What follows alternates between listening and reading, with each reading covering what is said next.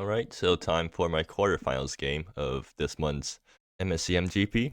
I'm playing against Splashcat. Oh, right, seeds. Need to check seed. I think Splashcat is on the play here. But anyways, so Splashcat is on Mardu Fickleshaper. So basically, they're also on a very enchantment ETB heavy deck. But they actually have an infinite combo in there. So I think the matchup is pretty even, although like they might be slightly favored just because they have the infinite combo and I don't. And like this is one of the times where I really wish I had a time standstill in my deck, because then I also have a sort of basically a 2-card combo that wins the game. But now I like with my current configuration, I guess we just have to like grind I just have to grind them down. Like it's just like both sides is a really grindy game. My opponent also has Beyond the Veil, so I'm kind of worried about running out. Oh, they got turn 1 Soul Reader. That's quite annoying. I mean, on the bright side, I have a bunch of Beyond the Veils, so I mean, I guess I do stuff with Beyond the Veil if that happens. Yeah, so Island, Terraformer's Globe. I mean, at least I found a 1-drop. And I guess I Hemley next turn, or I either Hemley or Beyond the Veil next turn to get rid of whatever they play. If they're like super heads up, they could Beyond the Veil my Terraformer's Globe, and that'd be pretty bad for me because then that actually mass screws me for next turn. So hopefully they don't do that. Down with the ship. What do I discard? I mean, Hemleys are probably the worst card out of all these guys right now, because like Beyond the Veil is really nice. Chronicles. Okay, they're playing up a decent amount of board pressure. Maybe I should be slightly worried about that, but I mean, it can probably wait. And Soul Reader just gets to take something back even if it's unimproved. Okay, yeah, that card's actually really annoying. Do I want to do anything? I can't really do anything about that. I mean, I guess I can go after it with Beyond the Veil. Do I want to get down my rail lines right now? Maybe.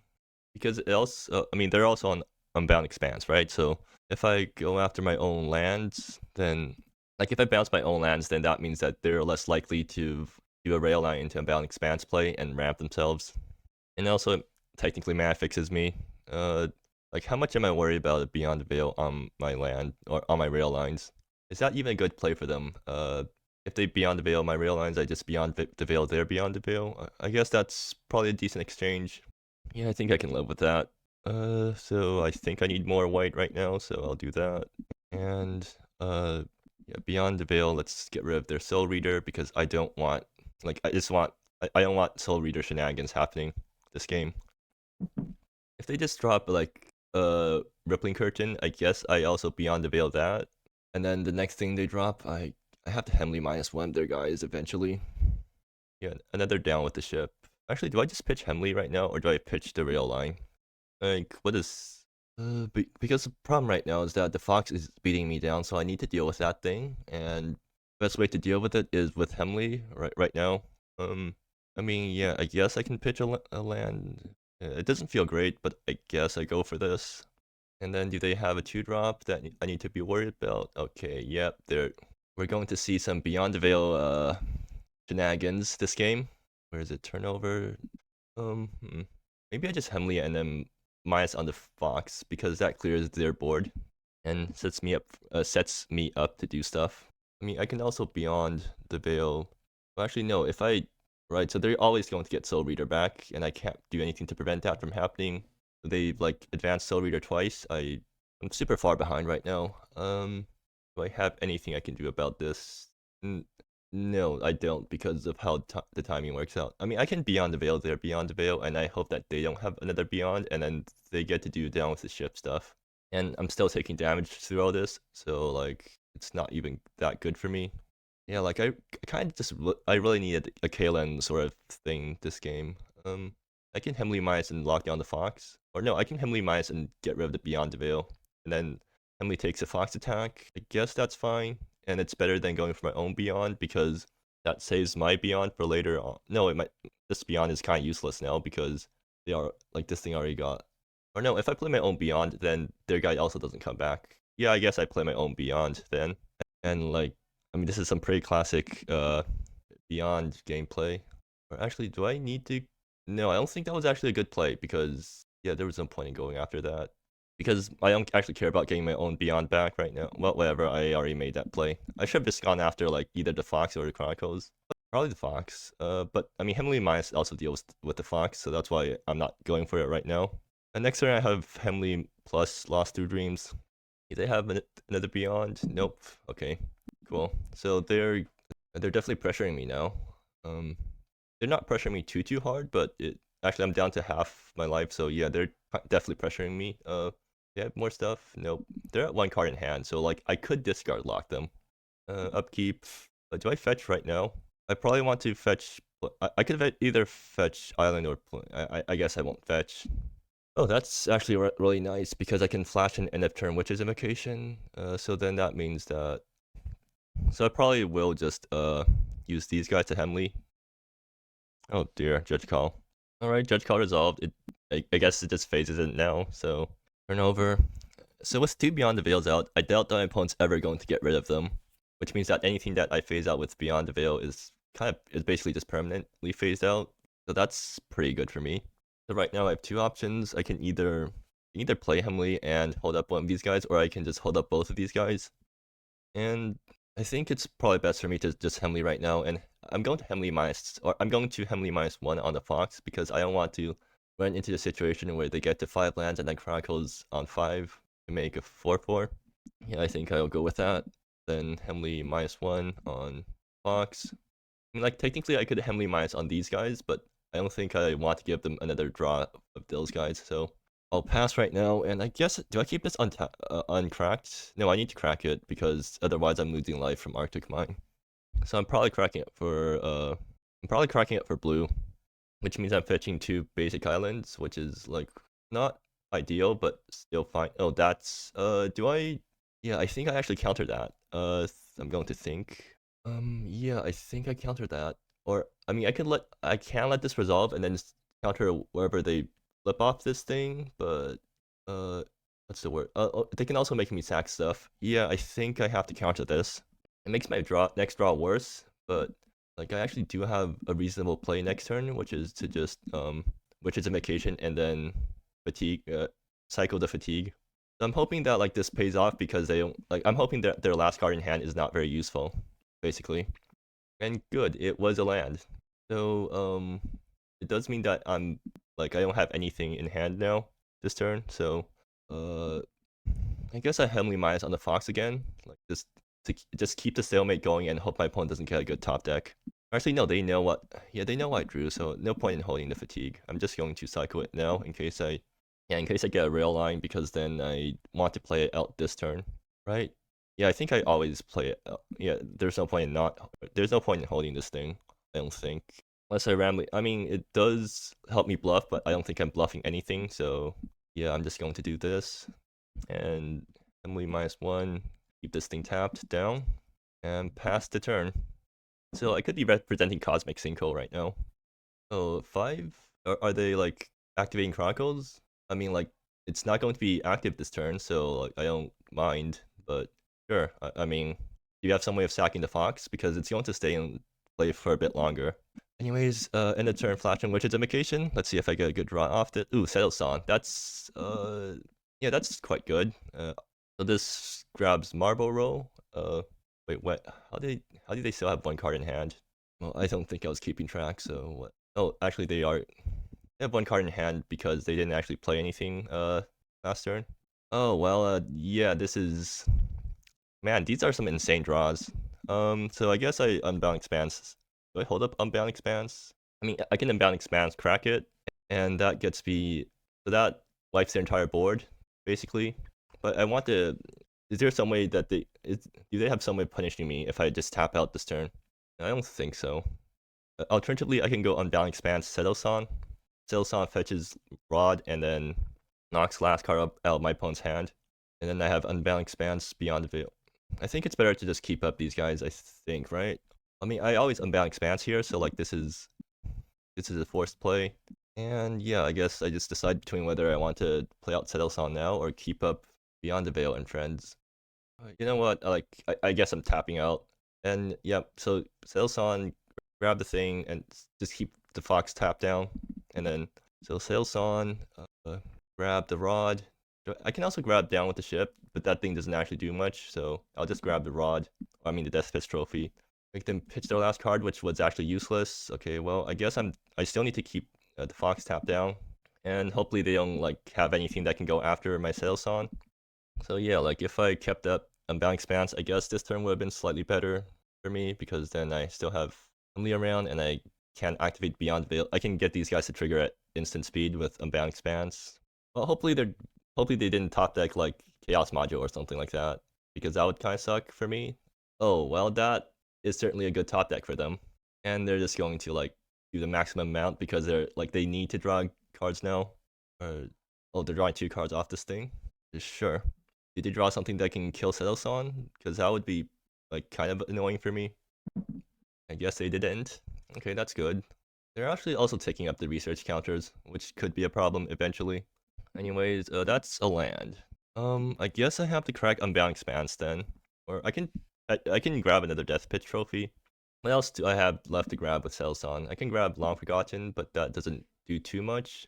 I can also set up Plus to technically gain some life or something. I think I just settle minus and grab a Death Pit trophy, and then I can either grab Death Pit trophy or a Rod of Marlborough.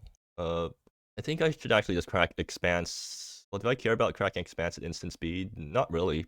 Or I don't actually care about like doing stuff on my turn because Witch's Invocation, like I'm going to be able to do anything I want at instant speed, so that's pretty good for me. Sailsong always attacks here, I think. Yeah. They take some damage, which doesn't really matter too much right now. Do I grab another Death Pitch trophy? I mean, Long Forgotten isn't doing too much right now, so I guess it's not worth grabbing. Rod bounces the Fox, which actually enables Chronicles, which I don't actually want to happen, so I'm just going to keep the Fox around, even though like it is kind of scary, but hopefully they don't have too much damage from their hand. But yeah, I'm going to grab my second Death Pitch trophy now, just to make them pitch more cards. Oh, actually, I can upkeep. I can upkeep Blink my board, and then that basically wipes their entire board, and then it also means that I get to draw step block them. So yeah, I guess I'll go for that. So if I do that, yeah, stop after draw. So let's see if they do any instant speed things. Seems like they do. Okay. Are they cracking down with the maybe they have oh, does that kill me? Ah, it does. All right, yeah, I guess that works. That works. I forgot to play around that part of their deck. Anyways, am I? Okay, well, where's the concede button?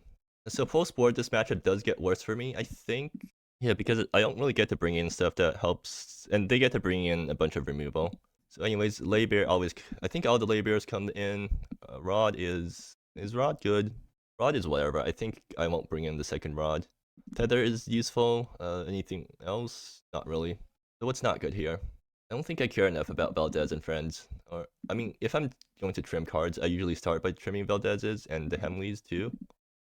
And then I guess trim Valdez because I bring in all these Laybears. Does that screw up my curve? I don't think it screws it up enough for me to care.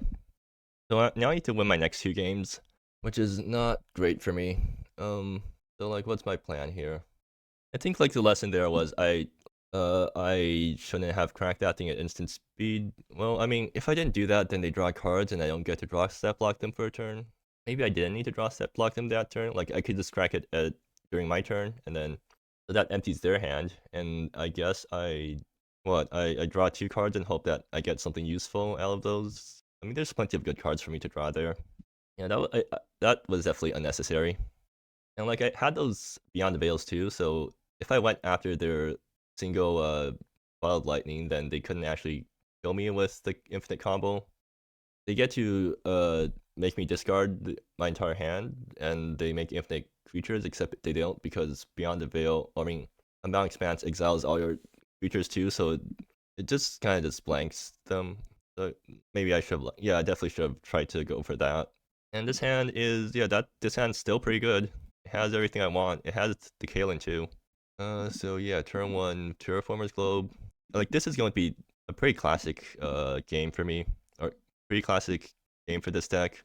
If they don't do any early stuff that I need to deal with, then I'm going to flash in Witch's Invocation and then get Caylin Death Pitch Trophy online, or Caylin plus Beyond the Veil online pretty early.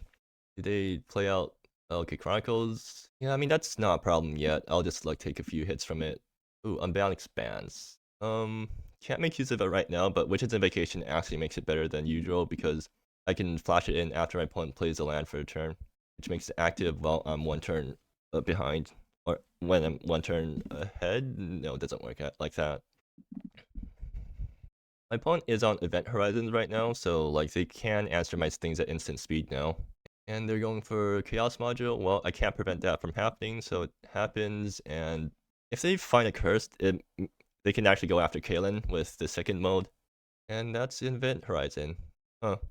Well, I guess I just want to play around Event Horizon for this turn then. They can actually Event Horizon the Witch's Invocation. I guess like that's still decent for me because like at least it's not going towards Caylin. Okay, I can Unbound Expanse this turn if I want to. Do I want to do that? So like I tap these two guys, Railline, Unbound Expanse. That puts me up to 4 mana this turn. Alternatively, I can just like, well, if I don't do that, then I have to play out land out this turn, and then that turns off Unbound Expanse. That means Caylin is offline for, I don't get to flashing Caylin end of turn this time. Is that outright by me? Like, I guess next turn I can go, Railline, Unbound Expanse. Or actually, if my opponent plays a land for their turn, I can Railline at instant speed and then Unbound Expand. Yeah, okay, I guess I'll go for that. And if they don't play a land for a turn, then, I mean, they're stuck on land, so I'm pretty happy about that. Huh, they are stuck on lands. Interesting. Oh, well, actually, in response, I'm going to, actually, can I float? Yeah, I can float mana here. I'm going to float black, actually. And, like, I mean, I can just flash in Caylin end of turn if they don't do anything else. They're not doing anything else. Interesting. Or, okay, they are. They're playing down with the ship. Do I pitch it? What do I pitch here? I guess I pitch my own down with the ship because I already have. Or no, I pitched Death Pitch Trophy because down with the ship might get Caylin back.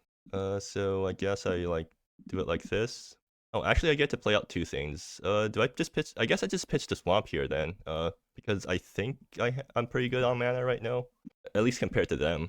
And then I Death Pitch down with the ship, and then on my turn I flash and. No, I want mana. And I can only play one of these guys this turn anyways. So, let me think about it. Oh, they have Chaos Mod. Yeah, they can go after Caylin. So then I guess I always pitch Death Pitch Trophy here. Yeah, okay, I think I've convinced myself. And technically, I can also flash in Beyond the Veil right now, and that answers what? Well, anyways, flashing down with the ship. Let's see how my opponent responds to this. Discard Bottled Lightning. Sure. So they can so my opponent can blink my thing or blink their things next turn. Okay, I guess Ocean Monastery is getting discarded then, and Terraformers Globe needs to be on blue, I think. So play out Swamp. I have enough for Caylin plus Beyond the Veil plus some random trickery stuff. Do I want to do anything in main phase? I don't think so. I mean, I can Beyond the Veil. There's things. I'm just going to pass. And yeah, I'm taking because. I mean, that's how my deck works. I'm face tanking so that I can do stuff reactively. My opponent's up to 4 lands. Are they doing anything here? I mean, with Unbound Expanse, they can also do stuff reactively. Alright, I mean, Nox definitely resolves. I don't think there's anything they can actually go after right now, which is good, at least. They're up to 3. Are they, like, trying to kill... Do they want to kill Witch's Invocation right now? I don't think so, because, like, that's not going to do anything for them. What do I Caylin bounce this turn?